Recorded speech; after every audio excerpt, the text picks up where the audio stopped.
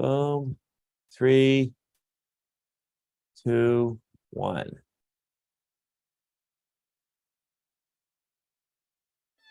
They came from a country where to own the land of their birth and the food it produced was denied them. A nation devastated by centuries of oppression, leaving only one export, its sons and daughters. They arrived in America with little more than their strength and determination. They were described as the scattered debris of the Irish nation. Yet upon that debris, sweat and sacrifice, a new nation was built and a new identity. They said the Irish could never be loyal Americans, yet 257 recipients of the Medal of Honor list Ireland as their birthplace. They went from being marginalized to becoming voices of advocacy. They have gone from no Irish need apply to contributing in every field of endeavor. They are visionaries who transform the American dream into reality, blazing a path for others to follow. They are Irish Americans, and their story is our story. March is Irish American Heritage Month. Welcome, everybody, to our third Irish American Heritage Month video webinar. Today's topic is Irish America and the Northern Ireland conflict. Hosting today's meeting is our national historian, Dan Taylor. Dan, take it away. Thank you, Danny. Recently in Washington, D.C., the AOH and Irish Central hosted a reception for the Irish Prime Minister, Leo Varadkar, and the Prime Minister in his remarks noted that Irish America, the people and their representatives in Washington, D.C., had played a crucial role in bringing about the Good Friday Agreement of 1998, which of course established the framework for the ongoing peace process in the north of Ireland. And the involvement, if you will, of Irish America in such matters is nothing new. For more than 2 centuries, the United States has served as an inspiration for the national aspirations of the Irish people and as a refuge for Irish men and women working to establish Irish sovereignty. Going back as far as the failed United Irishmen Rebellion of 1798, we saw the banished leaders of that movement here in the United States supporting Daniel O'Connell's successful campaign for Catholic emancipation back in Ireland, and also supporting his failed legislative campaign for the repeal of the Act of Union. Subsequent campaigns over the decades have seen both of the political and physical force type have seen support from the United States and from Irish Americans. Irish America became sort of an incubator of ideas, a source of funding, and later a source of political pressure and power in the move for Irish freedom. In the aftermath of the Great Hunger, as the Irish poured into the United States in great numbers, Irish America truly became a constituency to be reckoned with. For even as these Irish immigrants struggled to make their way here in the United States and overcame considerable obstacles to work their way into the fabric of American society, these Irish immigrants and their children and their children's children never forgot from whence they came, and they carried with them for generations an abiding sense of exile and indignation at the injustices that had been visited upon the Irish people for centuries. Irish America played an important role in the Rising of 1916. We discussed this in a webinar we presented with Professor Ruan O'Donnell in 2021. That rising ultimately led to the Irish War of Independence and ultimately the establishment of the Irish Free State. Now, the establishment of the Free State, of course, also led to the partition of Ireland, which left a large minority of Irish nationalists in a gerrymandered 6-county state that was governed, beginning in 1921, by a devolved Northern Ireland Parliament that unabashedly set about to provide, as it is often said, a Protestant state for a Protestant people. In the late 1960s, young Irish nationalists in the 6 counties began a nonviolent campaign modeled on the civil rights movement in the United States to bring attention to the injustices visited upon the nationalist community. The Stormont government and loyalist factions reacted with violence, and as nationalist communities defended themselves, the British Army was sent in ostensibly as peacekeepers. The Northern Ireland Parliament was suspended, the British government assumed direct role, and the tragic period we know colloquially as the Troubles had begun. Our guest today is Robert Collins. Robert teaches at the University of Limerick and is the author of Noraid and the Northern Ireland Troubles, 1970 to 1994, which is a detailed look at the role of Irish America generally and the organization known as Noraid specifically in the Troubles. Robert, thank you for joining us today, and the floor is yours. Yeah, thanks, Dan, and Danny for having me on. I'm hopefully going to just share my screen here, and hopefully it'll work because I have a bit of a presentation for you guys. Give me a second.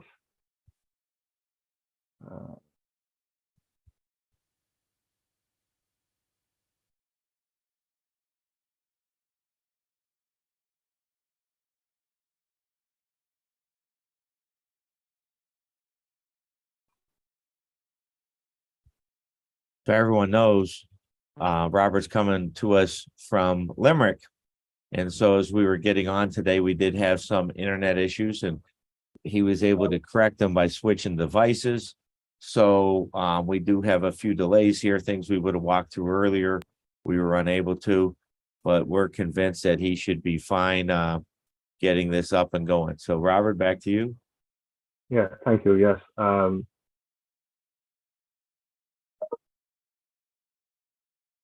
Sorry, I'm using a tablet. I'm not overly familiar when it comes to sharing screens, etc.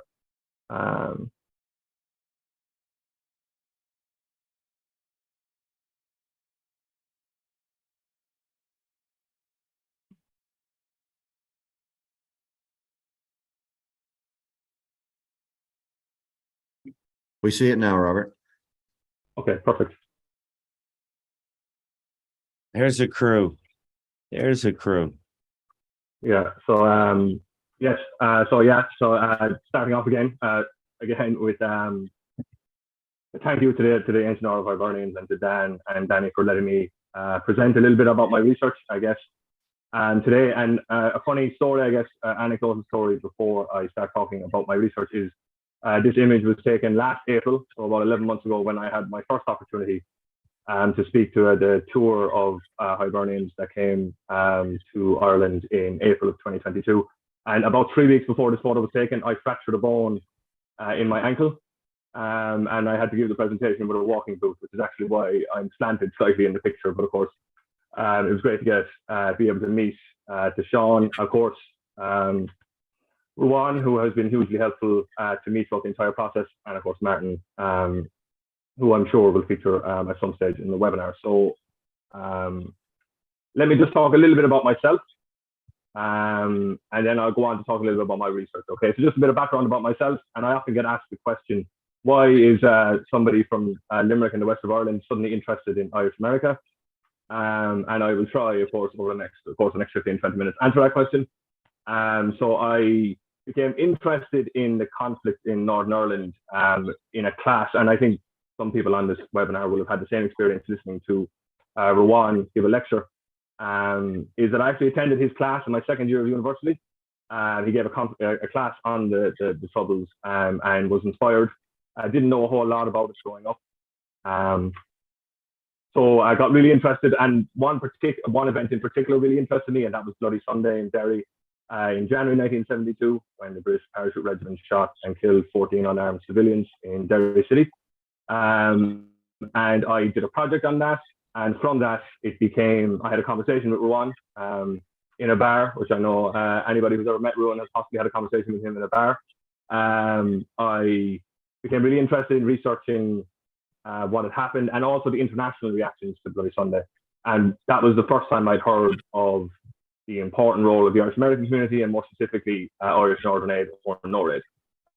So I started my research on Noraid. 4 years later, that became a PhD, which I got during the first COVID-19 lockdown, actually, in Ireland in the summer of 2020, through a lot of guidance and help from Ruan. And then took the process of turning that research into a book, which I was very fortunate came out last September, and came out, I think, in the United States in November, so only really a couple of months out. And kind of what I really wanted to focus on with the book was talk about modern Irish history, but also focus on the Irish diaspora and into specifically the Irish American community. Okay, so hopefully over the next 15 or 20 minutes or so, I'm going to talk a little bit about my research. I'm going to share some images from the book. I'm sure some of you will recognize some of the people in them. I'll talk a little bit about the events around the images, and then hopefully I'll take lots of questions. And I hope that's kind of really the main goal of kind of being here, is to be able to hear maybe from some people who were around during that time, and also who just had some questions about my research, etc., and how I got to researching it. So this is an image from Michael Flannery's memoirs that came out in the 1990s. Okay, and really, Irish Northern Aid or Noraid are born out of, and Dan mentioned it in the introduction, as an organisation, they're born out of, so the civil rights movement and the civil rights struggle is happening in Northern Irish state to fight for rights, housing, discrimination, housing, employment, but also against partition. So we have then in 1968, of course, we have the first civil rights march that's beaten off the streets by the Royal Ulster Constabulary. A year later, in August of 1969, we have the Battle of the Bogside, which results in the arrival of British troops into Ireland again. And we have also, in the same year, a split in the Republican movement in Ireland, an ideological split. And once the Provisional IRA are formed in 1970, they turn to the United States, and they turn to leading Irish American figures to help set up a support network for the inevitable prisoners that are going to be born out of a new arms campaign. So in kind of the spring of 1970, Irish Northern Aid are formed. The three people that are pictured here, and Jack McCarthy, Michael Flannery, of course, in the middle, and Matt Higgins are key figures in the formation of Noraid. There are others who I left out a picture of. Martin Lyons, who I know sadly passed away a couple of years ago. Martin Meehan, Pat McParland, Bob McCann, key figures like that who were all involved in the Ancient Irish Hibernians as well. And they set up this organisation as a relief organisation to fundraise effectively for the families of the prisoners, Republican prisoners that are going to obviously be formed as part of, as I said, of the armed campaign. And in their early years, Irish Northern Aid kind of fundraise exclusively for that. They get huge publicity boosts in the aftermath of the introduction of internment, imprisonment without trial in August 1971, and also, as I mentioned earlier, the tragic events of Bloody Sunday in January 1972 in Derry. So they see some impetus, but also constantly seeing that influence of the Ancient Irish Hibernians as well as kind of the overarching organisation to which so many members of Noraid are also members. So important to mention, I think, at this juncture, and I'll talk about it in conjunction with the next one, of course, is the involvement, I think, of the Hibernians in a couple of important events that to the late 1970s, early 1980s. So on the left-hand side of the screen here, you see a letter written by a member of the US Congress, Mario Biaggi, who, again, as I said, will be very familiar to members, I'm sure, of the AOH. And he is involved and becomes the first chairperson of the ad hoc committee, Congressional Committee on Irish Affairs in 1977. That organisation is almost kind of pushed by then AOH President Jack Keane as an initiative to kind of counteract the Four Horsemen, Ted Kennedy, Hugh Carey, Moynihan, and Tip O'Neill, the Four Horsemen, who released their statement in St. Patrick's Day in March 1977. And we have the formation of the ad hoc committee, and they're an important congressional committee. And of course, we see the influence and the continuous influence of Irish America in the more recent kind of iteration of that organisation in the ad hoc committee, protection of the Good Friday Agreement. And I know the Hibernians are playing a key role in that. Okay, so that's an important event that happens in mid to late 1970s. And also you have the National Convention of the AOH that takes place in Killarney in Ireland in the summer of 1978. And some important developments in that conference, the outgoing president, Jack Keane, and the incoming president, Tom McNabb, they kind of speak out in favour of becoming more active on what's happening in Northern Ireland, which is important because the Hibernians, as I said, are, I know I'm conscious of lecturing a webinar full of Hibernians about the important role that organisation plays, but they are involved in maybe taking a more active role in Northern Ireland, and also maybe for the first time kind of publicly speaking out against the kind of position of the Dublin government. And this convention being very important for that. And I know from speaking to some people that were there, I interviewed Martin about it, that it was seen as a significant convention and almost turning point, I guess, in the role of the Hibernians throughout the conflict, in maybe taking a more vocal role in it and speaking out for it. Okay, so I think that's an important development that features in the book. Again, this image here features in the book is of a protest march that took place to the White House in 1980, and this is around the time of we're seeing the kind of plans being put in place for the first hunger strike in October of 1980. As you can see there, again, the importance of Hibernian divisions in places such as Pennsylvania, and also that campaign that's starting. So to give the context around this protest is that you have the H blocks, of course, and the prison protest that has started in Ireland and in the north from kind of 1976 onwards with the blanket protest. Kieran Nugent being the first so-called blanket man. And that campaign translates itself to Irish America, where Irish Northern Aid are playing a key role, as are the ancient order of Hibernians, in highlighting what's happening in the prisons and also talking about the conditions for the prisoners in Longkesh, and also inviting prisoners to come over to America, or former prisoners to come to the United States and speak about the conditions in the block. So obviously Nugent himself comes in 1979, and more come over as well. I know from I'm speaking to Martin that the 1980 AOH National Convention, former blanket man Joe Maguire appears in Bal Harbour in Florida and speaks to the convention. And that's seen as an important kind of rallying cry for what's happening, and really just raising awareness, which is a key role I think that the Irish American community continues to play, is about raising awareness of what's happening in Ireland and in Northern Ireland, and just enlightening the people of America about what's happening, and maybe giving an alternative view. Because one thing I certainly found from doing my research is that for a lot of the media coverage that's happening in the US is very much being dictated to by British Information Service, by the British Embassy, and that's kind of what's being, and then that Irish Northern Aid, the Irish People newspaper, is acting as kind of a counterpoint, a counterweight to that coverage. So I think an important one. Another one, and as I said, these are all images from the book. Okay, this one here, thankfully, was kindly donated by Martin, is of course image from when Fran McCann speaking to an audience in December, I believe, of 1980, when during the first hunger strike, where McCann comes to the United States and is eventually granted bail and speaks to a large crowd of demonstrations. And at this stage, as I said, you have Irish Northern Aid, the ancient Irish Hibernian organization, that organising talks, protest marches, demonstrations, just to highlight what's happening in Ireland, but also to try and raise funds that can be sent back to Ireland to help fund the campaign. Okay, now obviously the first hunger strike ends in kind of uncertain and controversial circumstances, and then we see a second hunger strike launching in kind of May of 1981 with Bobby Sands and his comrades. But at that time, Irish America is almost ready for the second hunger strike, and that's kind of a key point I make in the book, is that from the first hunger strike, they've built up that infrastructure in place that allows them to really capitalize when the second hunger strike is launched in May 1981, that suddenly people are aware and they're able to have larger marches, and they're able to organize demonstrations and even bring over relatives of hunger strikers to the United States to speak to large crowds and to really, as I said, raise awareness of what's happening across the Atlantic.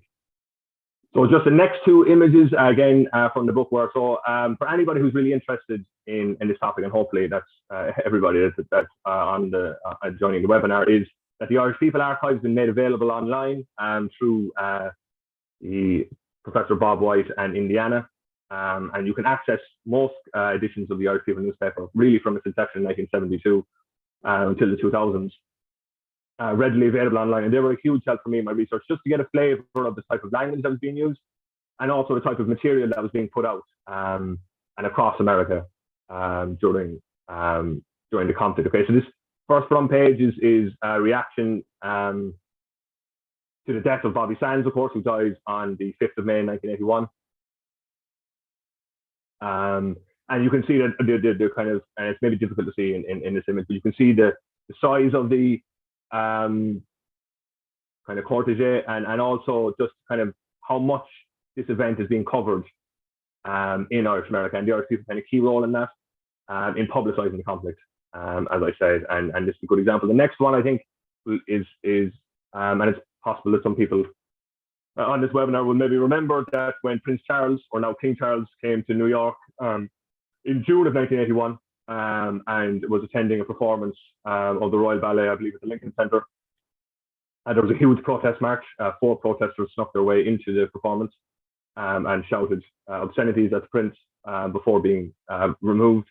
But there was a huge protest march outside. And again, just an example of the capability of organizations like the AOH, like Noraid, to gather crowds and to show that support and solidarity with the people of Northern Ireland.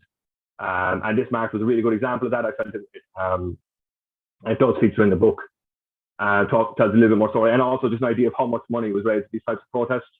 And again, awareness. And there are several relatives of hunger strikers, including Liz O'Hara, Sean Sands, who attend this demonstration as well. So again, just getting a kind of a sense of the team. Now, leading on from the hunger strikes, we have an influx of newer members, I think, into Irish Noraid and into Noraid.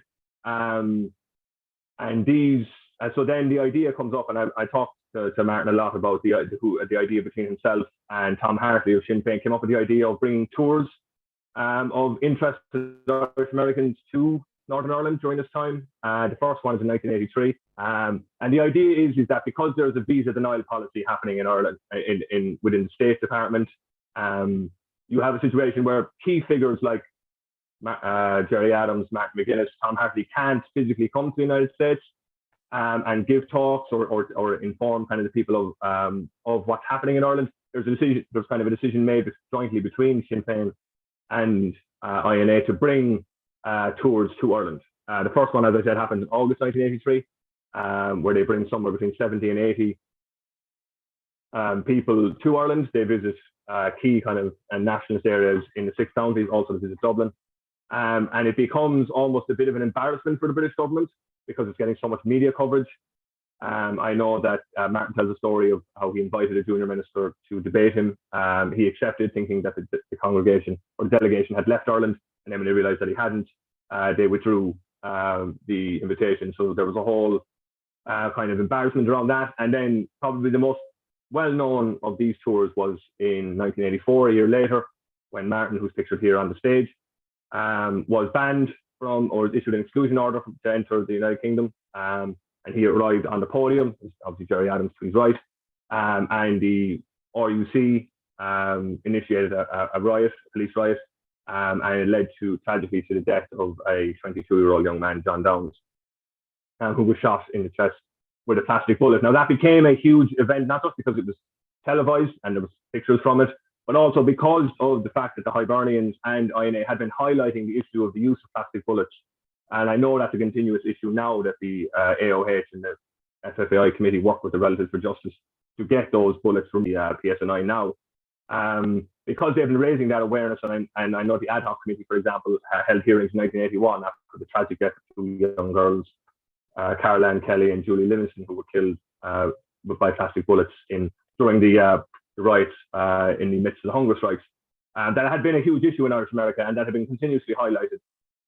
So therefore, when this event happened, and it happened while a tour of Americans, and it seemed like such a needless tragedy, that it really raised the awareness of the use, not only use of plastic bullets, but also the conditions in Northern Ireland. And I guess the kind of touring Irish Americans, of which there was over 120 on the 1984 tour, they really got a sense of what the conditions were like for the people in the North during this time. And I know that 1984 was, and it's a whole chapter in the book where I go through the exclusion order, the illegality, or its seeming illegality of that exclusion order, and some of the issues around that, in terms of immigration, etc. And I know that probably it's kind of an ongoing issue around the whole 1984 tour, etc. That kind of formed a really important part of my research, because it was actually the first chapter that I wrote of the PhD, and it became an important chapter in the book. So, and Martin kindly donated that image for a bit. And then in response to that, there were congressional hearings held again about the use of plastic bullets, about the incident itself. And then you can see pictured here, Mario Biaggi, Father Morris Burke, Martin Gavin himself, and also then AOH National President Joe Roach, who of course was kind of instrumental, along with Jack Keane and Tom McNabb, in kind of really increasing the role of the AOH in getting involved in working with INA to really highlight the human rights injustices, etc., that were happening in the north of Ireland, and also issues like the use of plastic bullets and like state killings and collusions that were happening later on. So, and a good example there of how Irish America, and maybe there's this perception, I think that was it became an important kind of secondary. It wasn't what I intended when I was researching the book, but one thing I found was this continuous attempt to discredit Irish America as maybe being misguided, not having an understanding of what's actually happening on the ground in Ireland, and I think and also not having the support, like legitimacy in terms of the United States Congress and key figures. And I think that very much shifted in the aftermath of the hunger strikes, and also you saw very much more.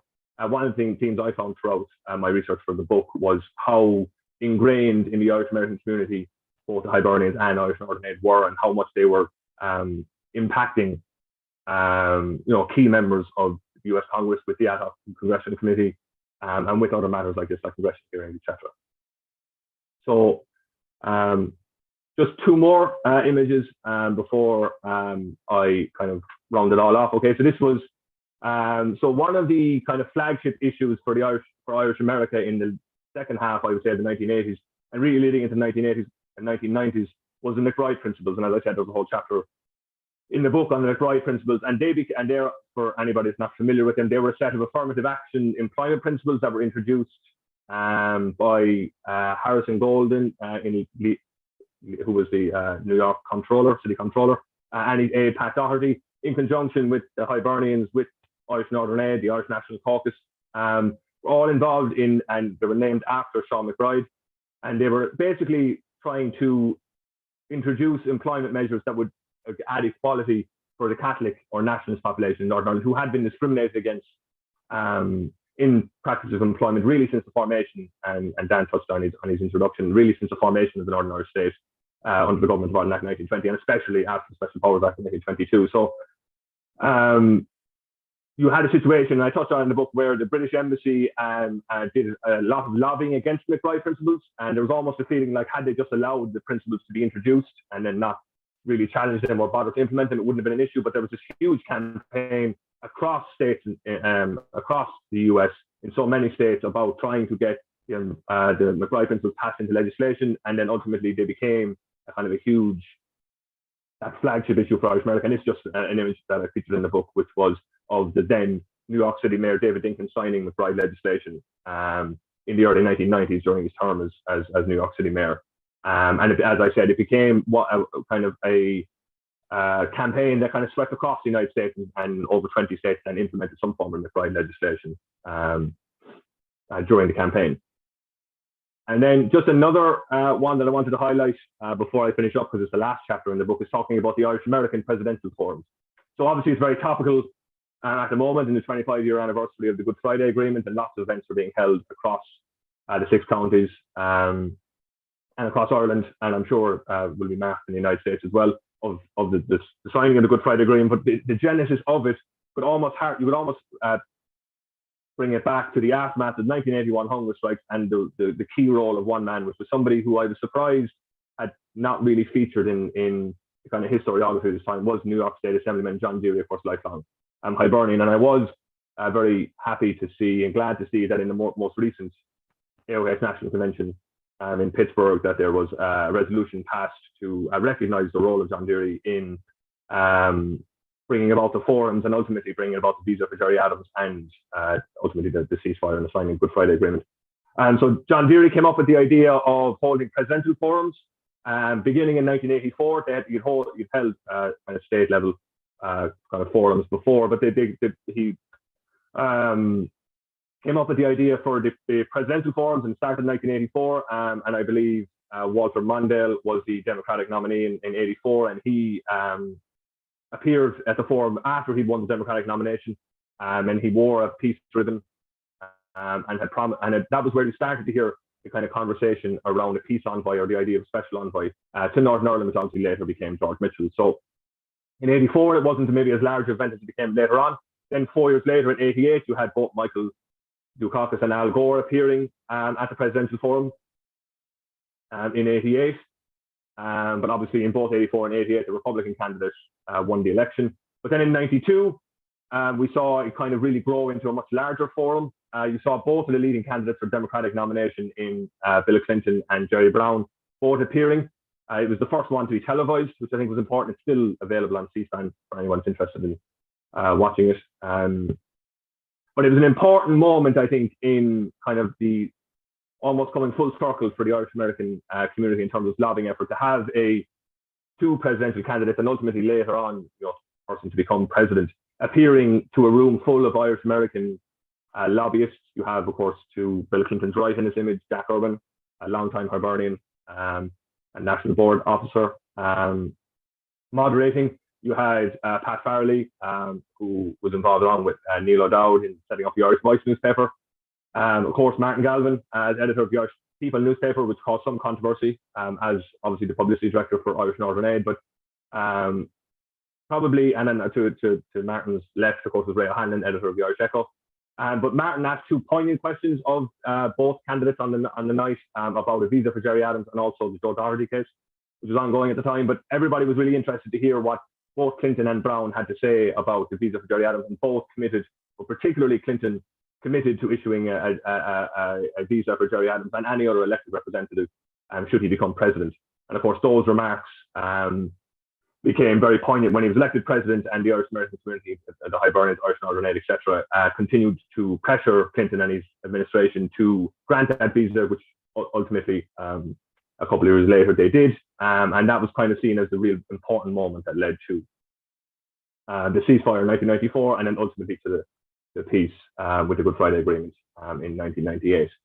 So just to round off kind of the talking part before we get to questions and stuff, is that one thing I always want to say to people when I talk about my research is two things. Number one is that I'm very much viewing this book and my research as a starting point. I like to think I'm still a young man. So, so I haven't covered everything, and inevitably with the book and with my research, there are probably people that I have left out. I'm sure there are people I've left out who deserve much more credit than I've given them in the book and in my research, and possibly the reverse is true as well. So I'm always very conscious of pointing that out, that I know that. And also, I love when people come up to me and let me know that I've left somebody out of the book. A lot of historians and maybe authors are afraid of having people come up and let them know that maybe they made a mistake in the book, or they didn't give somebody credit that they should have. I actually very much welcome that, because it allows me to learn from it. And the second thing is that I'm always very, very open to hearing from anybody who remembers or was active in lobbying part of the Irish American community during this time. It's what adds that human element, I think, to the research. And it's why I'm so interested in researching more modern roles of the Irish American community, because it's a story that's over 200 years old, but really I'm always very keen to hear from anybody about that. And also important to me, as I said, kind of stay humble with research, is that I haven't covered everything. I have the rest of my career to hopefully do that. And importantly, I couldn't go the whole webinar without extending a huge thank you to, I know, a friend of the Hibernians in Rouen, who I just met last Wednesday, actually, and we stay in constant contact. And he's been such a huge part of me getting to this point and my research. And he is such a tremendous historian who is very much underappreciated in Ireland. And thankfully, he is someone who is somewhat more appreciated within Irish America than I would say he is in Ireland. So I'd be remiss if I didn't thank him. And I guess as a final point, everybody who has listened, and I welcome any questions or comments about my research about the book or about the presentation. So on that, I'll pass it back to you, Dan, I guess. Thank you, Robert, and thank you for your presentation today. We're glad that you're a young historian with an interest in this area, and will continue your work. Some of us who are a little bit older remember these times and remember when Noraid was first active. And if you look back to that time, it seemed that there was a very concerted effort by the British government to discredit Noraid. There was sort of a PR battle waging back and forth. And the line of the British government that you would hear repeated in the US media was that Noraid was simply a fundraising arm of the Provisional Irish Republican Army and nothing more. What did you find in your research about the concerted, organized pushback by the British government in this period? Yeah, it's a good question, Dan. It kind of interested me because it seemed like it was a concerted effort, not just, particularly as it pertains kind of in the later period, not just from the British government, but also from the British and Irish government working together. So you had a situation where the only alternative to the kind of narrative that you would get from the British government was really only being pushed by Irish America, and its constant efforts to discredit. Originally, it kind of starts out as accusations that they're only raising money for nefarious reasons, and that they're not raising money, and that they're not interested in anything other than raising money for the provisional IRA and raising money for to bring weapons over, etc. And then later on, then it becomes an accusation that Irish Americans are ignorant about the conflict, that they don't know the ins and outs of what's actually happening in Ireland. So therefore, the idea that if you're supporting Noraid, or any causes pertaining to the Republican movement, that the only way you could possibly be doing that is because you don't actually know what's happening. And kind of one of the things I found when I started doing the research more deeply was that just wasn't true. So what ended up happening really was that it became very impressive. I couldn't help but become impressed by the fact that you had the entire apparatus effectively of the British state working against what was a relatively small section of the Irish American community who were staying active, who were trying to put out this counter narrative to what was being put out there. But that I was surprised at how much of an effort they were doing to simply discredit an organization who sometimes they would dismiss as small and irrelevant, but yet when you go to the archives, when you read up and research it more, you realize that they're actually very worried about the influence of Noraid and Irish Northern Aid, and they're worried about the influence of the Hibernians, and they're worried about different trends in Irish America. So one of the things, as I said, one of the things I found was that they constantly were met with resistance from Irish America, but yet they were never able to fully discredit Noraid, probably in the way they wanted to, and they continued to gain support from the Irish American community really throughout the conflict.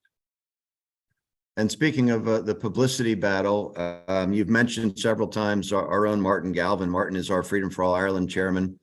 Back in the heyday of Noraid, he was the publicity director, and I see that he is now joining us on the webinar. Might be a good time for us to invite Martin to make any comments that he would like to at this point. First of all, Danny, I'd just like to congratulate you for inviting Robert on.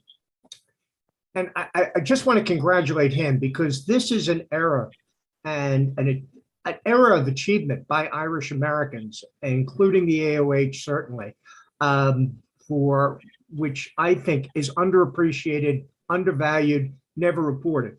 We're going to talk about the 25 years from the Good Friday Agreement. If you didn't see that forum where President, then candidate Clinton, came in and had to address a question from me about a visa. These questions were all set. The agenda was all set. He was given questions in advance, told, John Deere what, the Irish American community was looking for. And when he gave a promise of a visa for Jerry Adams, that is what really opened the peace process, the visa that would come 2 years later. And I can't tell you how many people who now take credit for the whole thing who never would have touched the issue until they saw an American presidential candidate and then president. He won the New York primary a couple of days later, in part because of the support the Irish American community gave him. Came in, the British criticized him, he gave that visa, it was crucial. Jack Irwin is there, an AOH representative. That forum was the product of about 12, 13, 14 years work. The campaign that the British tried to shut down around the hunger strike, they wanted to break Irish political prisoners, wanted to end all support in America for Republicans by saying they were criminals, not political prisoners. Because of the rallies, because of people coming out, because that was defeated, it did exactly the opposite. John Deere and others would say, we have so much support here. We're getting so much publicity. We want to start getting these issues for candidates, and began the candidates forum, as Robert mentioned. And I just want to, one more thing, just an example. In 1980, at the Florida convention, it was one of the most crucial conventions, I believe, it's never discussed. There was a meeting at which a number of people, Joe Roach was there, I remember, Tom McNabb, Frank Feary, who became editor of the Hibernian Digest, Mike Coogan, who became president of the AOH from Ohio, and John Egan from New York State. We had Joe McGuire, a blanket man, who we asked, could he speak to the convention? They didn't have to let him on. This was very controversial to have somebody who was here illegally speaking to an AOH convention. He came on and was applauded. And afterwards, there was a meeting with all of those key individuals.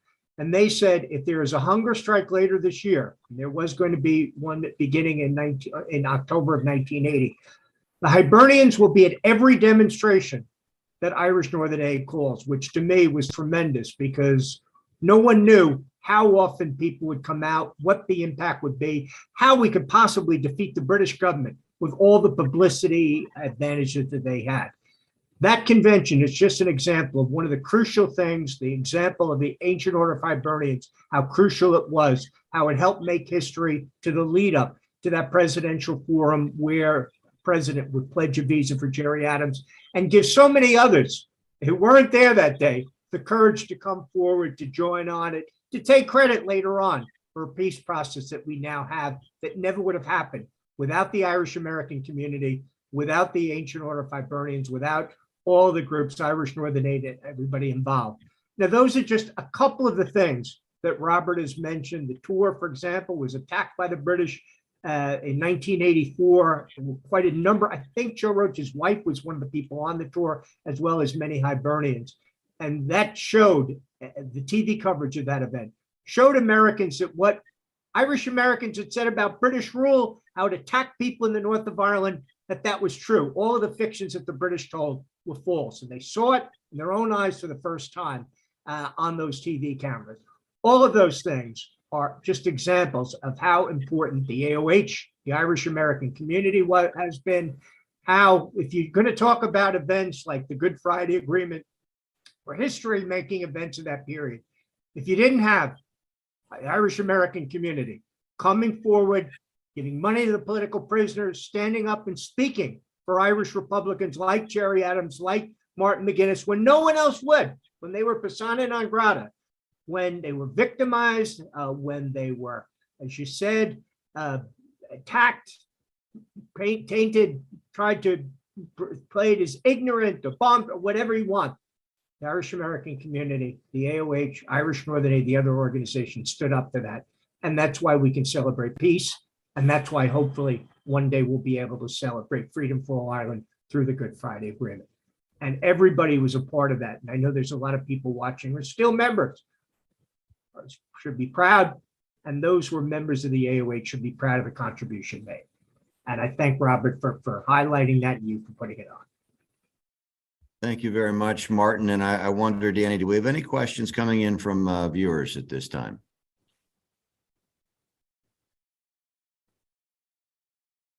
You're on mute, Danny. Mute.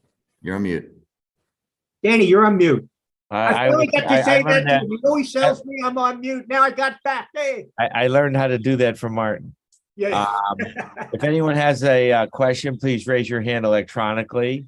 I think that I think Marilyn Madigan is still on. She's our Ladies National President. I think she might have been on that trip you were talking about, Robert. And I don't know if she's still there. We might have lost her. But I don't see any hands. Here we go.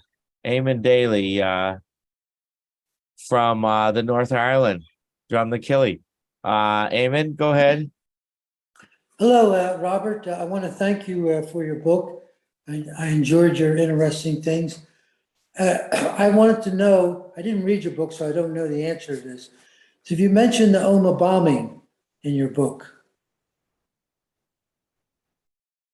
Yeah, thanks for the question. Yeah, no, because but that was only for a practical reason, not because I was, so I stopped the book at a natural kind of, so I stopped my research at the 94 ceasefire. So I didn't actually deal with a lot of the issues that happened after that. So obviously Omagh being one of them. So some of the issues around the Good Friday Agreement and the refusal of certain small sections of the Republican community and so-called dissident Republicans to accept the peace agreement, etc., is not part of the research for the book.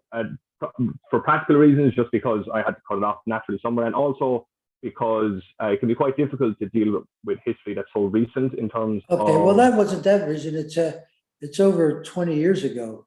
But anyway, the reason I'm saying is because, in my opinion, it was the thing that really changed.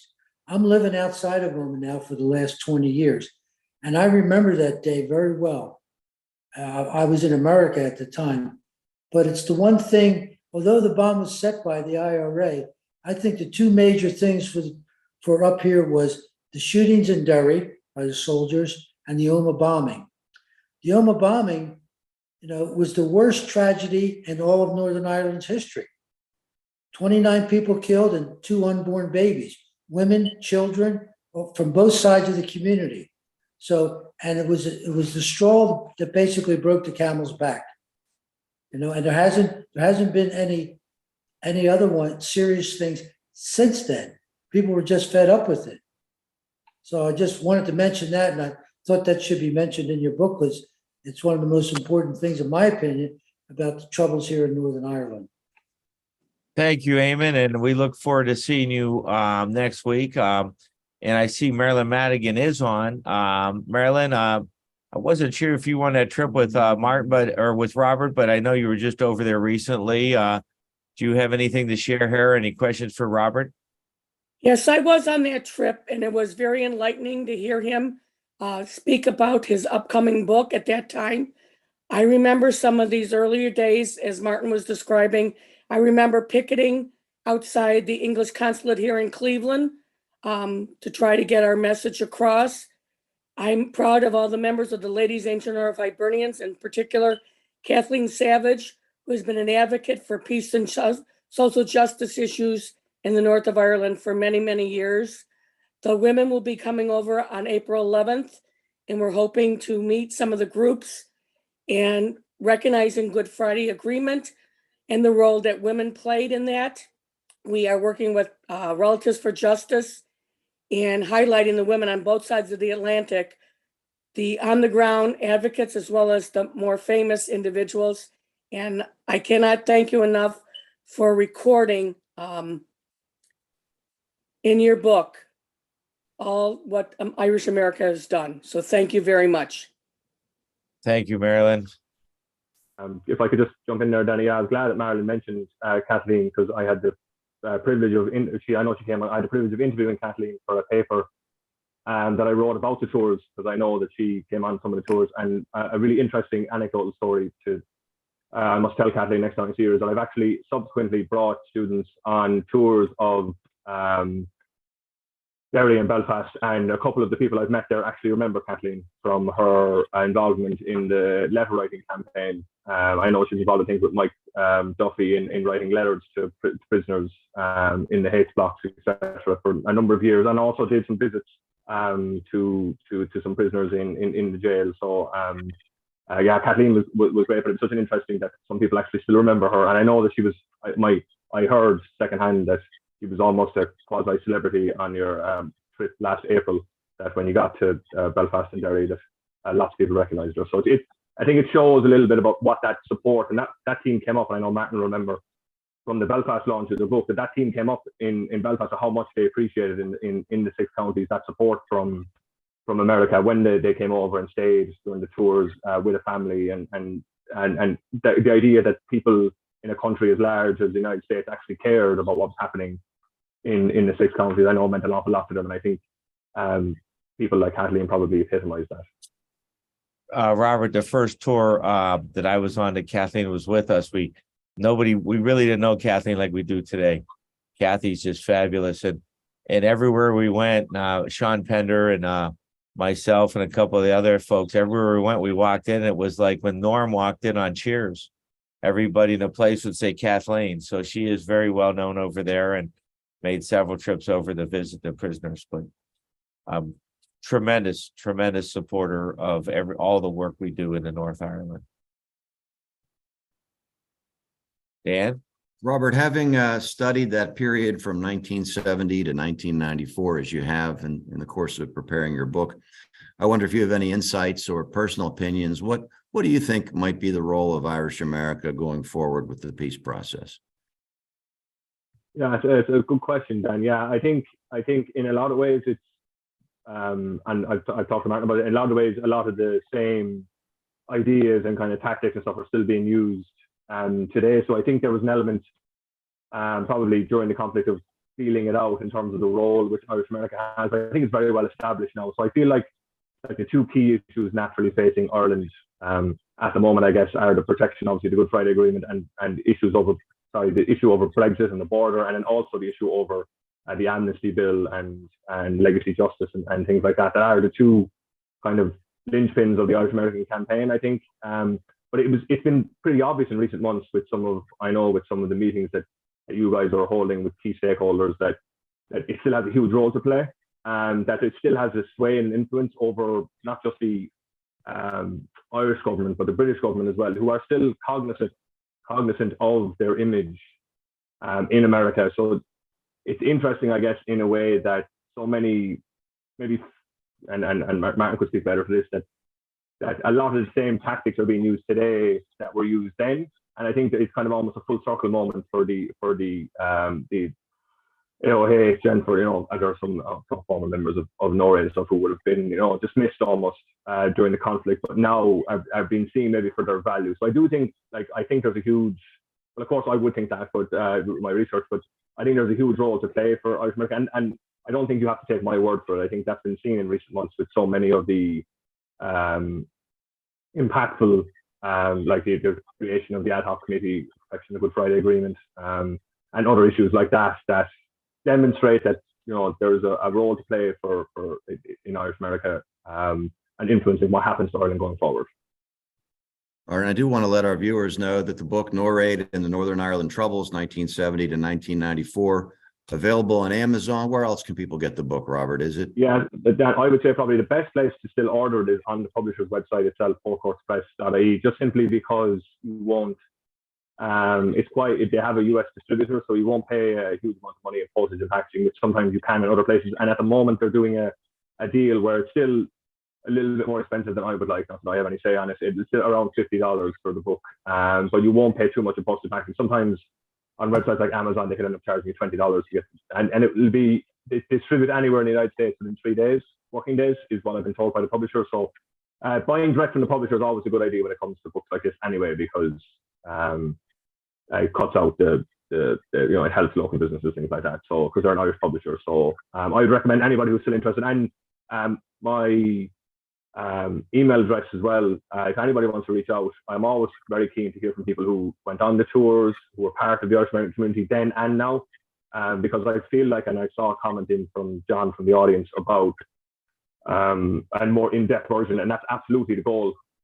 Is that the first one is always going to be a bit more of a kind of a survey of what's happening. There's so much happening. It's impossible in one book to cover the role of Irish America in a 25-year period in history. So very much the goal going forward with future books is to get more in-depth on Irish America and even specific parts of the United States, and also even just really zoning in on particular issues going forward. So hopefully anybody who reads the book will get kind of a flavor of it, and then we'll hopefully keep an eye out for more of my stuff in the future. Very good. Thank you. Any other questions that we might have coming in? I think that's it, Dan, on the questions. Okay. Well, I want to thank Robert for being with us today and for his thoughtful work on this interesting subject of Irish history and Irish American history. I also want to thank the brothers of AOH Division 39 in Philadelphia for hosting me here today. With that, Danny, I'll turn it back to you. Thank you. Just remind everyone, we're back here Wednesday evening, March 29th. With the Canadian spy story, Irish Revolutionaries and the Secret Police. That's Wednesday night with Professor David Wilson from the University of Toronto. Next Saturday, Martin and I will be in the Hubin Center presenting a record number of grants in dollars out. I believe we're over $160,000 in grants that will be distributed next week. So we're very excited about that. There will be a Zoom link out for that event as well. And as always, Chris Cook, our digital coordinator, has been running the show here for us. Chris is on a national board and is also a very, very talented musician that's still recovering from playing all over the world on last week. And Chris, I think you have a closing video for us. And this, I think, is a very fitting video to close today's broadcast. Thank you all. We look forward to seeing you Wednesday and again on Saturday. Go ahead, Chris.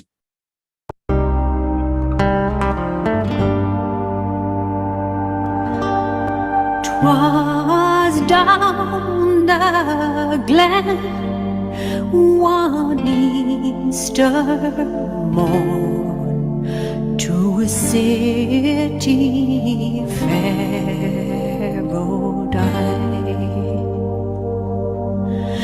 There armored ranks of marching men in squadrons passed me by. No fife did hum, no battle drum did sound its loud tattoo, but the angelus bell or the living swell rang out through the foggy dew. Right proudly high over Dublin town they hung out the flag of war. It was better to die 'neath an Irish sky than at Suvla or Sudelbar.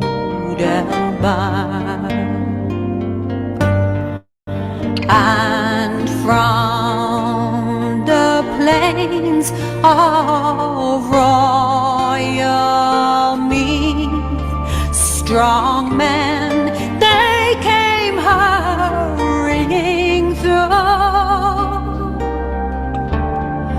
while Britannia's Huns with their long-range guns sailed on to the foggy dew.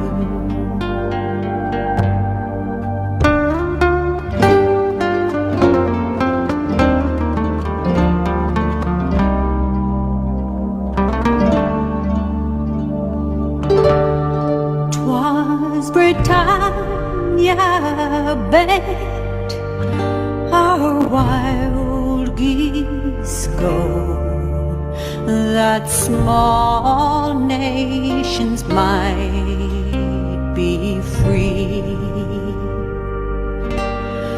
but their lonely graves are by Suvla's waves or the shores of the great North Sea.